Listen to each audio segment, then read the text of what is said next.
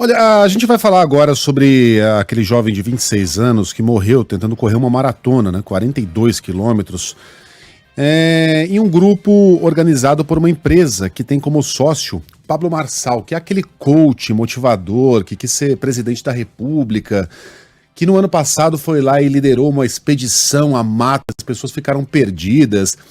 Enfim, que propaga essas abobrinhas aqui. Eu tô vendo as coisas que o cara escreve no Twitter. É só um monte de frase que parece ter conteúdo, mas não tem nada dentro, um pastel de vento.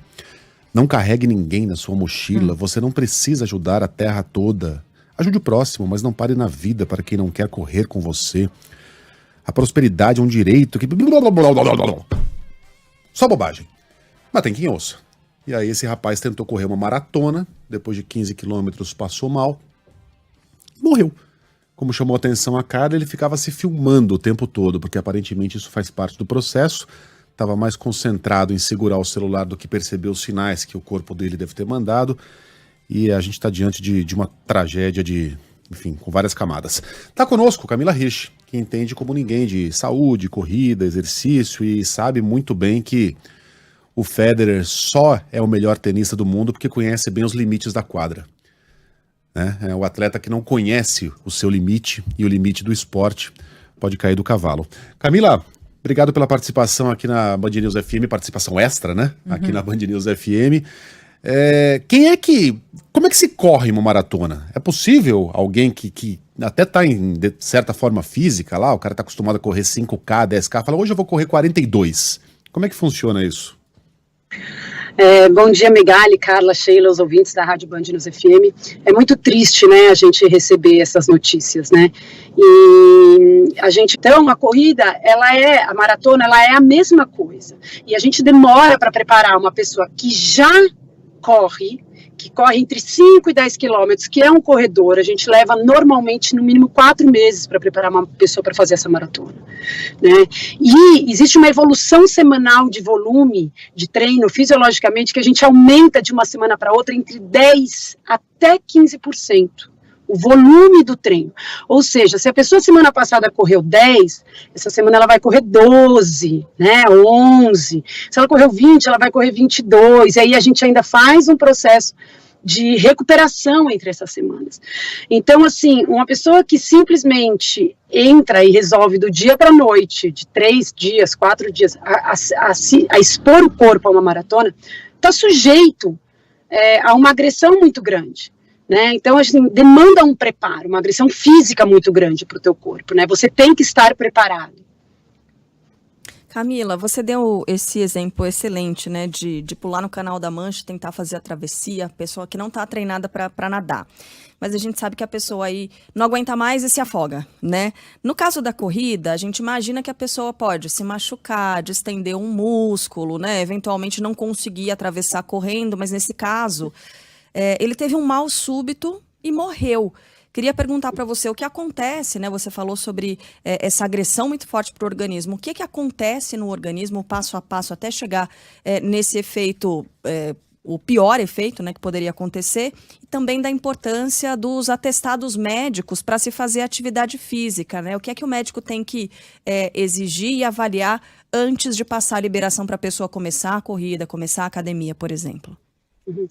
Primeiro, para começar uma atividade física, né, Carla, de uma forma geral, a gente faz um teste ergométrico para ver como é que está o coração, ver o histórico familiar, sim, tem alguns até médicos que pedem se a pessoa vai fazer por exemplo, alguma atividade que vai demandar mais, não só entrar na academia, por exemplo, ela pede às vezes um ergo espirométrico, que dá algumas informações um pouco maiores sobre o trabalho ali do nosso coração. Então, é fundamental você ter isso. O médico pede. O treinador, é muito importante que as pessoas tenham alguém que oriente, que também vai se proteger em cima disso. Tem muitos testes e avaliações que a gente já pode fazer nesse meio do caminho, né? A gente sabe que um mal súbito pode dar em qualquer um, né? Existe isso, a gente já viu no campo de futebol algumas vezes, as pessoas realmente também passando por isso. Mas a corrida tem um agravante que, se a gente for analisar os casos, é a desidratação, né? E a desidratação, ela mata. A desidratação mata qualquer ser humano, né? E a corrida, ela é uma atividade que ela desidrata demais.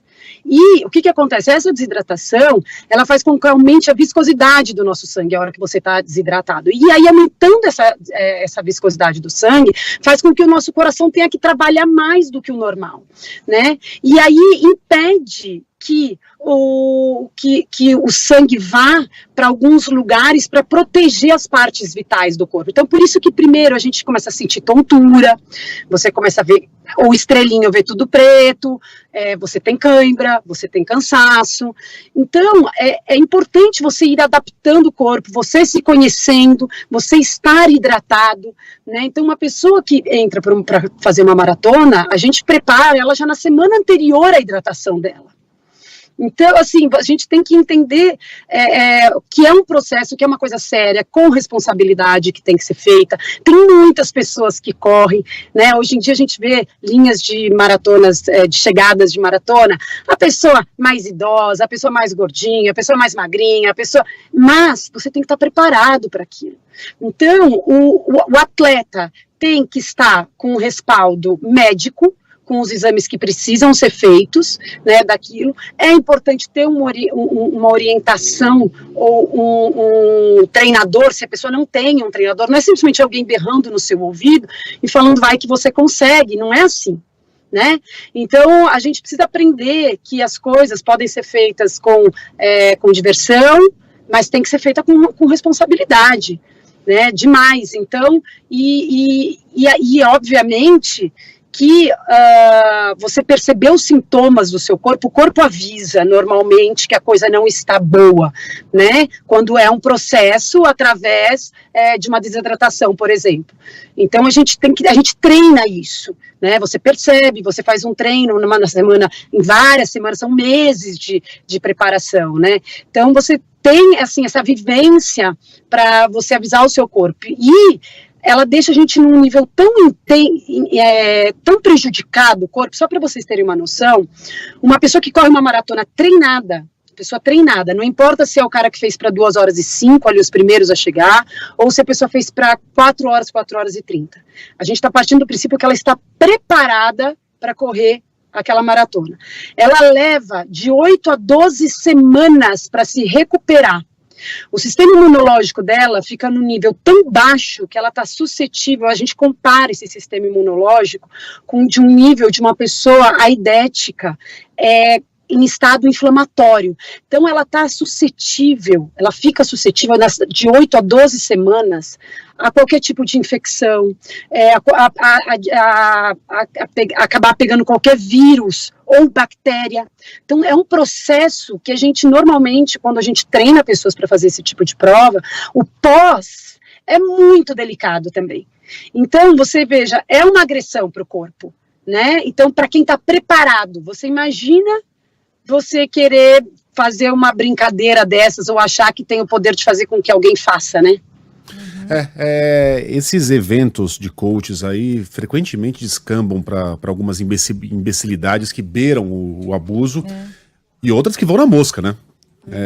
Acertam em cheio o abuso. Como essa, de você desafiar a pessoa a correr uma maratona como se correr 42 quilômetros dependesse apenas de força de vontade. Uhum.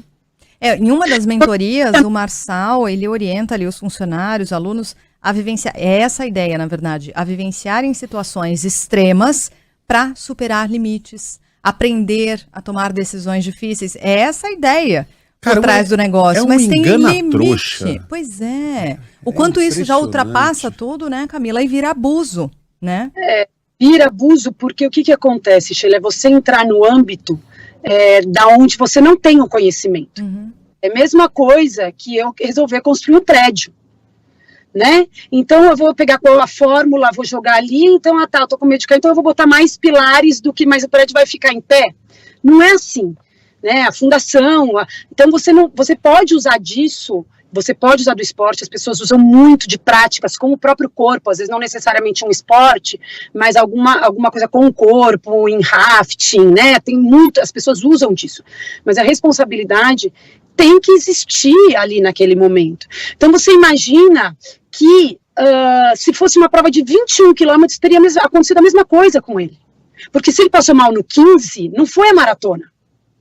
né? Foi antes. Então, para você ver que não é simples. Então, quando a gente costuma, óbvio que existem os recordes da maratona, da meia maratona, mas essas provas de endurance, elas têm uma característica muito interessante, que eles não estão muito preocupados. Óbvio que existe um marketing em volta do tempo final, mas durante muito tempo nunca ninguém se preocupou com isso, e sempre encarou cada maratona é uma maratona, cada meia maratona é uma, não tem o melhor tempo, porque as adversidades e como o corpo se comporta naquilo é muito intenso, né? Então você usar é bacana, mas vamos nos preparar, não dá para sair, você pode aprender, você pode testar, você pode passar por situações difíceis, mas desde que você não corra um risco de vida, né? Então, a pessoa tem que entender o que pode correr ou não um risco de vida, né? Uhum. Camila Rich, falando conosco aqui sobre esse rapaz que foi, enfim, tentar preencher um desafio proposto por um coach e deu no que deu.